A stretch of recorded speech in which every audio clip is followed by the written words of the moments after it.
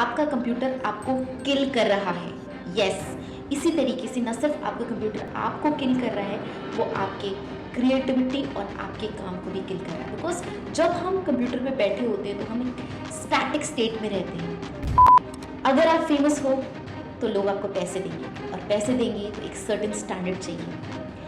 बहुत ज़्यादा एक्सपेरिमेंटेशन नहीं कर सकते, बहुत ज़्यादा अपने हिसाब से चीज़ें नहीं कर सकते। स्टेक होल्डर्स के लिए और अपनी ऑडियंस के लिए आपको आंसरेबल होना पड़ता है। Welcome back to part 2 of steal like an artist. इसमें पहला पार्ट जो था, हमने 3 चैप्टर्स डिस्कस करे थे। पहले चैप्टर का नाम था स्टील लाइक एन आर्टिस्ट, कैसे आप बेहतरीन आइडियाज़ कम टाइम में क्वालिटी आइडियाज़ निकाल सकते हैं और अपनी ऑडियंस को प्रेजेंट कर सकते हैं। दूसरा चैप्टर था don't wait until you know what you want to get started, और तीसरा चैप्टर था write the book you want to read. अब इसमें बाकी 7 चैप्टर्स जो हैं उसकी मैं समरी 1 बाय 1 बताऊंगी। तो इसमें आइडिया 4 है यूज़ योर हैंड्स। अब यूज़ योर हैंड्स का क्या मतलब है? डिजिटल वर्ल्ड में ऑथर कहते हैं हम भूल गए हैं अपने हाथों को या अपनी बाकी बॉडी पार्ट्स को यूज़ करना। हमारी क्रिएटिविटी जो होती है एक कॉम्बिनेशन होती है हमारे 5 सेंसेस का, जो हम देखते हैं, जो हम सुनते हैं, जो हम टच करते हैं, जो हम फील करते हैं, जो हम स्मेल करते हैं, जो हम टेस्ट करते हैं। ये सारे सेंसेस नहीं यूज़ होते हैं जब आप अपनी कंप्यूटर पे डेस्क पे काम कर रहे होते हैं। इसका वो एक सिंपल एग्जाम्पल ये कहते हैं कि कोई भी अमेजिंग वर्क ऑफ आर्ट सिर्फ दिमाग से नहीं आता, उसमें बहुत सारे सेंसेस इन्वॉल्व होते हैं। वो कहते हैं आपका कंप्यूटर आपको किल कर रहा है। यस, इसी तरीके से न सिर्फ आपका कंप्यूटर आपको किल कर रहा है, वो आपके क्रिएटिविटी और आपके काम को भी किल कर रहा है। बिकॉज जब हम कंप्यूटर पे बैठे होते हैं तो हम एक स्टैटिक स्टेट में रहते हैं, हिलते डुलते नहीं है, कुछ क्रिएटिव प्रोसेस नहीं हो रहा होता। एज अ रिजल्ट आइडियाज़ भी उसी टाइप के आते हैं। कोई आइडियाज़ में क्रिएटिविटी या बहुत अलग सा विजन नहीं आ पाता, बिकॉज हम क्या कर रहे हैं, सिर्फ एक स्क्रीन को देखे जा रहे हैं बहुत लंबे टाइम तक।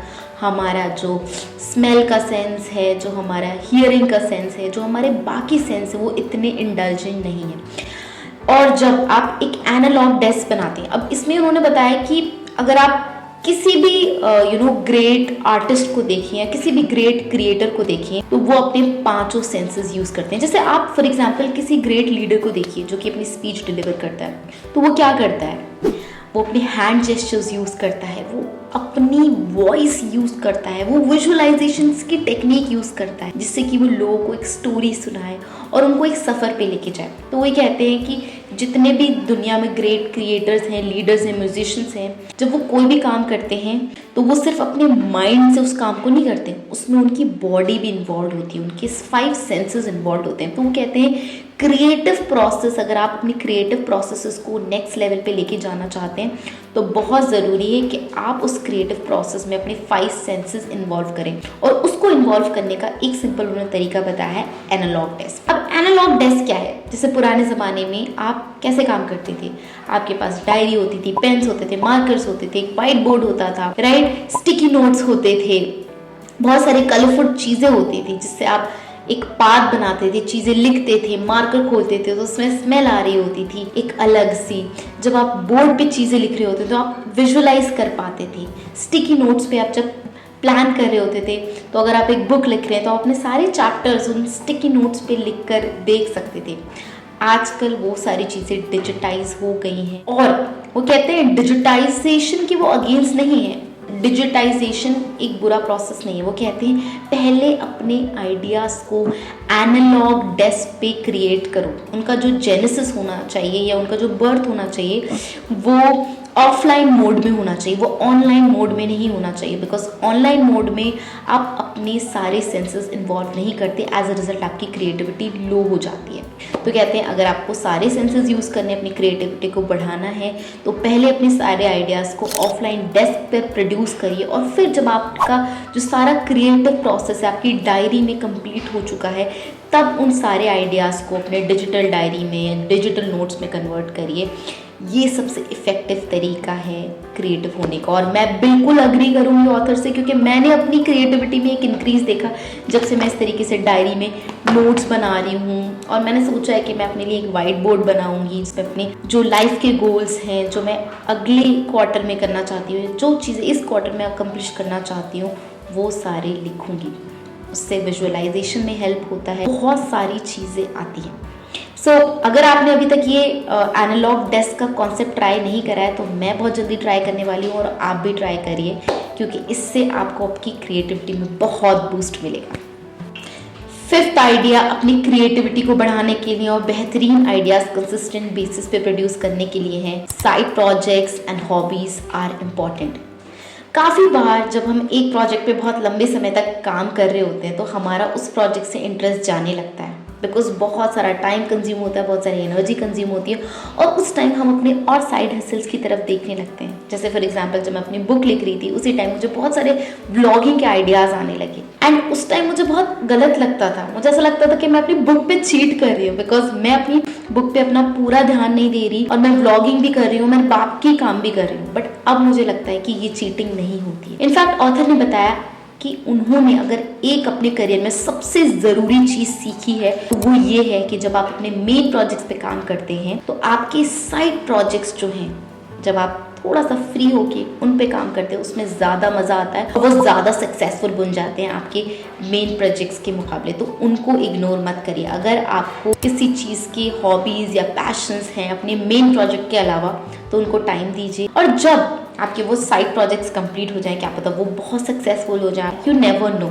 सो कहते हैं ना, नेवर से नेवर। अपने साइड प्रोजेक्ट्स को कभी ना मत करिए। और काफ़ी बार लोग क्या कहते हैं, अब अगर मैं राइटर हूँ तो मैं व्लॉगिंग नहीं कर सकता, या मैं एंटरप्रेन्योरशिप नहीं कर सकता, या मैं कोई और काम नहीं कर सकता। ऑथर कहते हैं ये एक बहुत ही गलत नोशन है। जब आप किसी भी ऐसे चीज़ को करते हैं जिसको आप इंजॉय करते हैं तो आपको उसे ज़रूर करना चाहिए।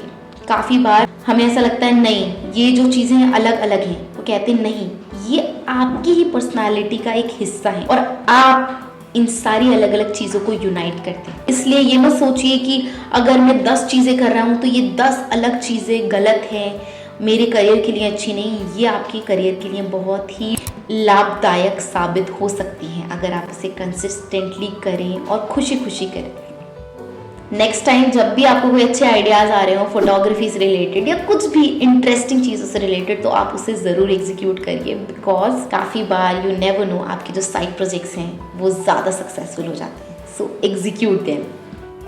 Chapter number 6, do good work and share it with people. काफ़ी बार क्या होता है, जब हम क्रिएटर होते हैं तो हम इस होड़ में होते हैं कि जल्दी से जल्दी पॉपुलर हो जाए, जल्दी से जल्दी हमारे वीडियोस वायरल हो जाएं, जल्दी से जल्दी हम एक सर्टेन लेवल पे आ जाएं, हमें ब्रांड डील्स मिल जाएं, हमारी इमेज एक बहुत स्टार जैसी हो जाए और हमें जल्दी जल्दी सारे एडवर्टाइजमेंट्स मिल जाएं। तो वो कहते हैं कि अगर आपको पॉपुलर बनना है तो उसका मैं एक सीक्रेट दूंगा, बट उससे पहले वो कहते हैं आपकी जो अनोनिमिटी है, मतलब जब तक आप अननोन है उस पीरियड को एंजॉय करिए।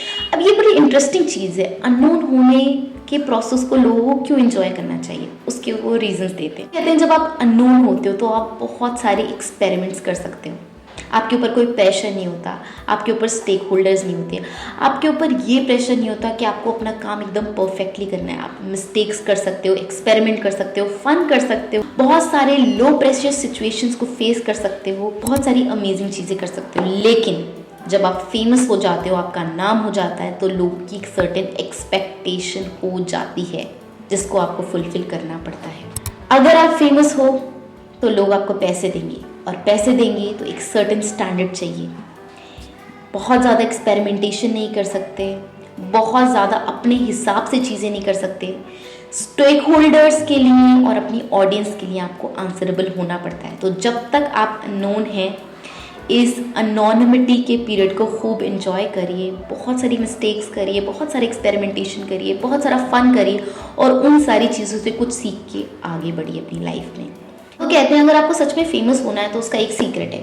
सीक्रेट ये है, do good work and share it with people, यानी अच्छा काम करिए और लोगों के साथ उस काम को शेयर करिए। इनफैक्ट वो कहते हैं कि अपनी कम्युनिटीज बनाइए। अब कम्युनिटी बिल्डिंग आज के दौर में बहुत ज़रूरी है। अब आप देखते होंगे इंस्टाग्राम में आजकल इन्फ्लुएंसर इकोनॉमी बहुत बढ़ गई है, क्योंकि आजकल लोग जैसे पहले स्टार्स को फॉलो करते थे, ऐसे इंडिविजुअल इन्फ्लुएंसर्स को फॉलो करते हैं और उनकी रीच बढ़ती जा रही है। इसका सबसे अच्छा एग्जाम्पल अगर मैं आपको दूं तो है प्राजक्ता कोहली। 10 साल पहले उन्होंने यूट्यूब से अपना करियर स्टार्ट करा था। बहुत सारे फ़नी मीम्स बनाती थी, वीडियोस बनाती थी, बहुत कुछ करती थी। धीरे धीरे धीरे धीरे उनका नाम बढ़ा, एडवर्टीजमेंट्स मिलना शुरू हुए, इमेज बेटर हुई और फाइनली उन्होंने अब अपनी मूवीज़ में और सीरियल्स में एंट्री कर ली। तो ये कैसे पॉसिबल हुआ? ये एक दिन में पॉसिबल नहीं हुआ था, ये पूरी 10 साल की जर्नी थी। और वो ऐसे पॉसिबल हुआ क्योंकि वो अच्छा काम करती गई और लोगों के साथ शेयर करती गई और उन्होंने अपनी ट्राइब बनाई। और ट्राइब कैसे बनाया? उन्होंने बताया कोई एक इंटरेस्टिंग आइडियाज़ लीजिए, उस पर वंडर करिए, एक आइडिया पे लोगों को ऐड करिए अपने साथ वंडर करने के लिए। फॉर एग्जाम्पल, आप एक बेटर पब्लिक स्पीकर बनना चाहते हैं, राइट? तो कैसे आप बेटर बन सकते हैं? इसके लिए आप एक ट्राइब बना सकते हैं और लोगों को भी ऐड करिए उस बेटरमेंट की जर्नी पर। तो जैसे जैसे आपकी जर्नी आगे बढ़ेगी, लोग आपसे जुड़ते चले जाएंगे और आपकी खुद की कम्युनिटी बन जाएगी। और आपकी जो कम्युनिटी है जो आपको अटेंशन देगी, ये आपका सबसे बड़ा इन्फ्लुएंस पॉइंट होगा और इससे आप बहुत फेमस बनते जाएंगे, राइट? तो ये था the secret to become famous is do good work and share it with people.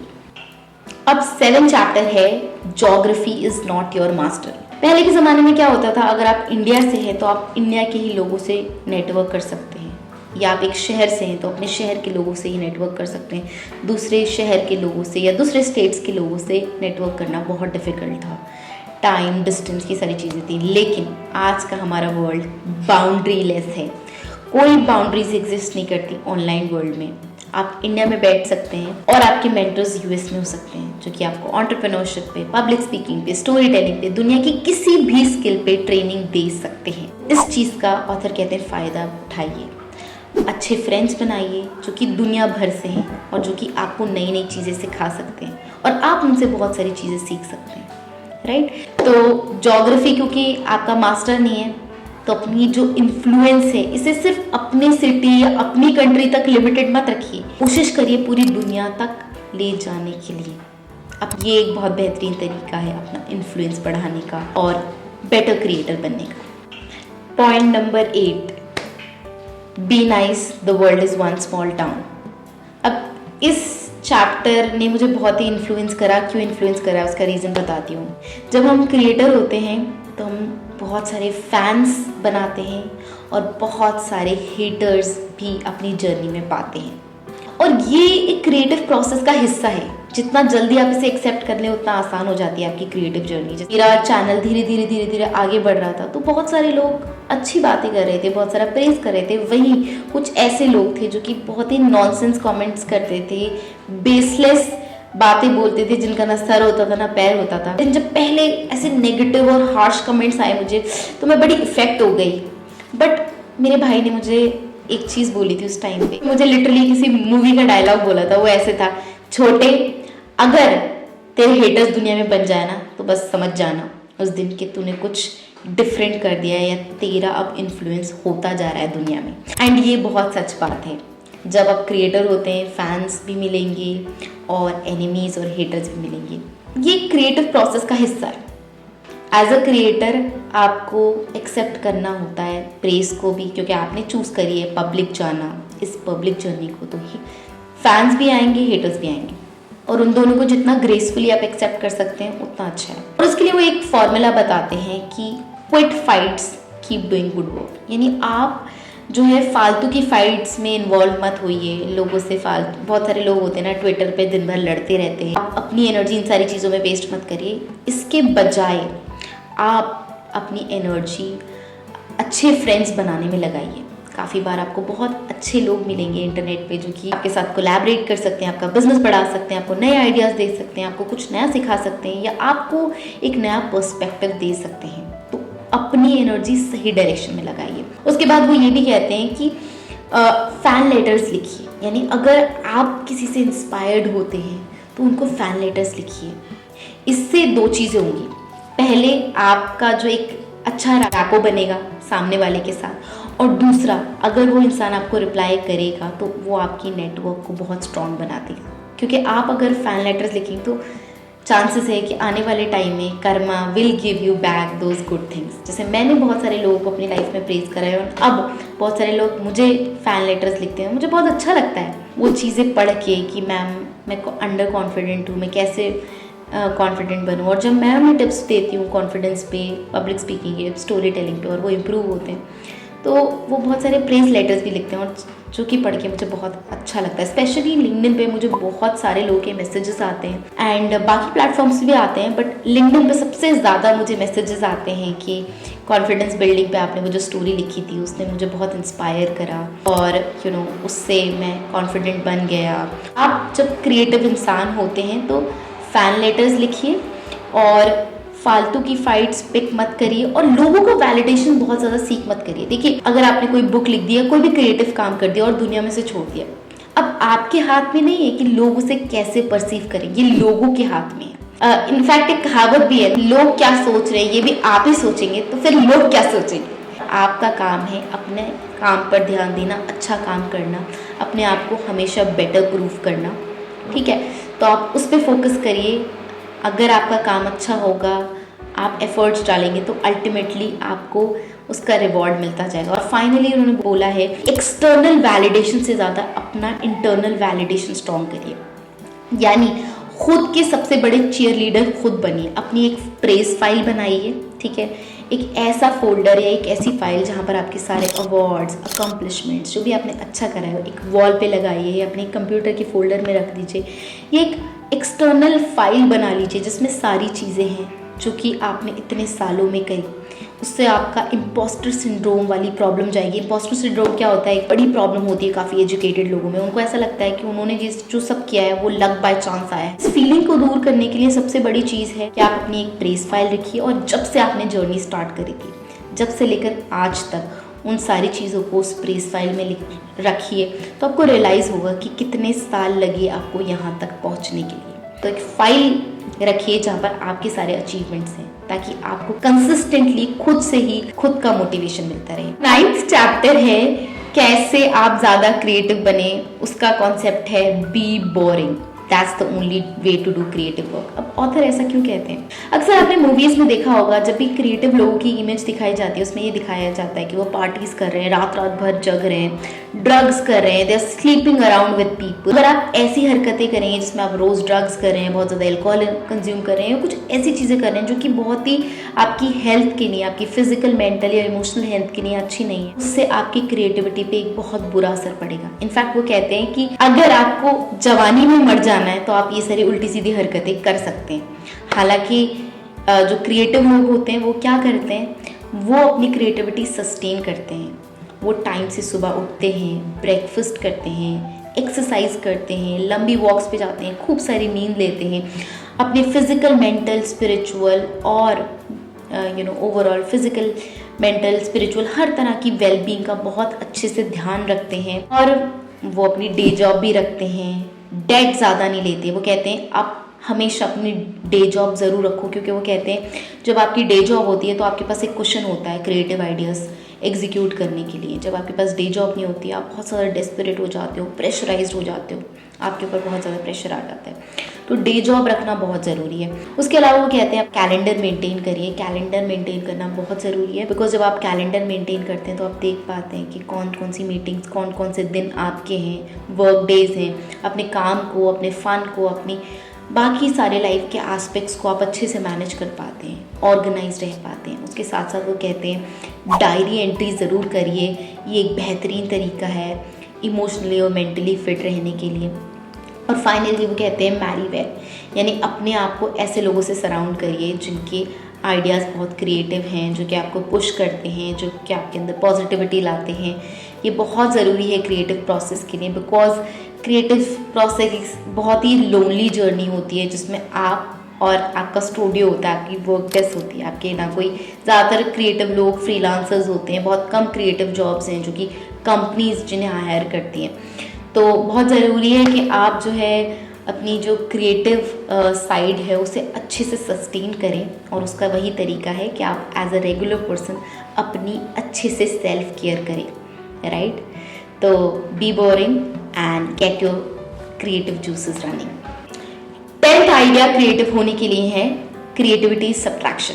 और बहुत सारी बार हम लोगों को देखते हैं कि लोग जो है बहुत कॉम्प्लेक्स चीज़ें प्रेजेंट करते हैं और हमें ऐसा लगता है वाह यही तो क्रिएटिविटी होती है। इनफैक्ट ऑथर कहते हैं क्रिएटिविटी सब्ट्रैक्शन, यानी क्रिएटिविटी इस बात में नहीं कि आप कितनी कॉम्प्लिकेटेड आइडियाज़ या कितनी कॉम्प्लिकेटेड आर्ट प्रेजेंट कर रहे हैं। इनफैक्ट क्रिएटिविटी इस बात में है कैसे आप सिर्फ वो चीज़ें प्रेजेंट कर रहे हैं जो कि नेसेसरी है, जो कि रिक्वायर्ड है, जो कि अनक्लटर्ड है।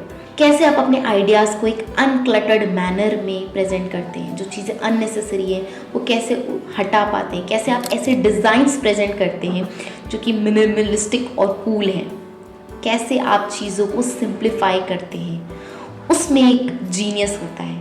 ज़्यादा कॉम्प्लेक्सिटी में या चीज़ों को बेफालतू ऐड करने में या कॉम्प्लिकेटेड बनाने में कोई क्रिएटिविटी नहीं है। वो कहते हैं चीज़ों को रिमूव करने में या डीक्लटर करने में या सिंप्लीफाई करने में क्रिएटिविटी है।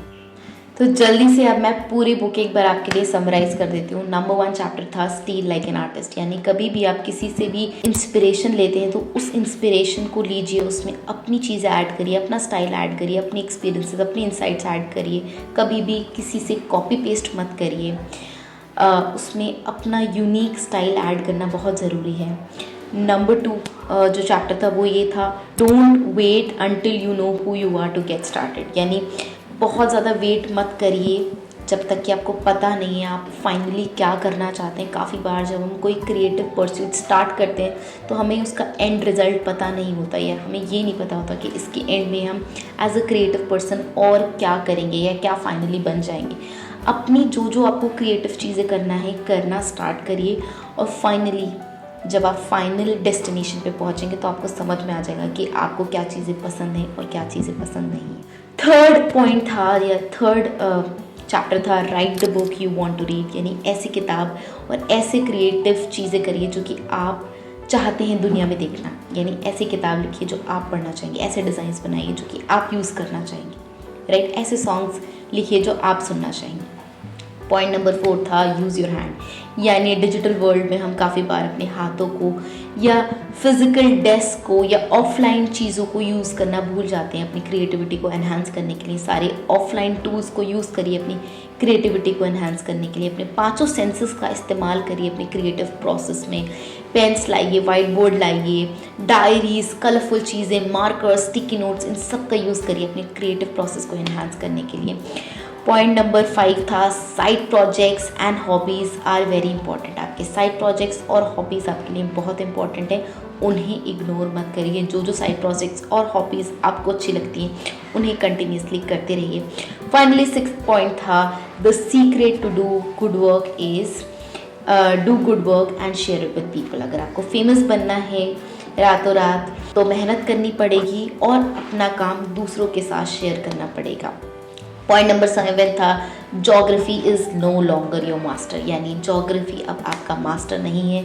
दुनिया में आप किसी के साथ भी नेटवर्क कर सकते हैं, कनेक्ट कर सकते हैं। ज़रूर ऑल अक्रॉस द वर्ल्ड जितने लोग हैं उनके साथ कनेक्ट करिए और नेटवर्क करिए। पॉइंट नंबर 8 था be nice the world is one small town, यानी फालतू के एनिमीज़ मत बनाइए, अच्छे फ्रेंड्स बनाइए जो कि आपके काम को और आगे लेके जा सकते हैं, आपकी क्रिएटिव परस्यूट्स में आपकी हेल्प कर सकते हैं और बहुत सारी अमेजिंग चीज़ें जिनसे आप सीख सकते हैं या दूसरों को सिखा सकते हैं। पॉइंट नंबर 9 था be boring, that's the only way to do good work या क्रिएटिव वर्क, यानी जो क्रिएटिव लोग होते हैं वो ड्रग्स हर वक्त नहीं करते, फालतू की पार्टीज़ में बहुत ज़्यादा नहीं जाते, उल्टी सीधी हरकतें नहीं करते, वो अपना बहुत ध्यान रखते हैं अपने फिजिकल, मेंटल, इमोशनल और स्पिरिचुअल हेल्थ का। तो आपको भी सेल्फ केयर प्रायोरिटाइज करने की बहुत ज़रूरत है।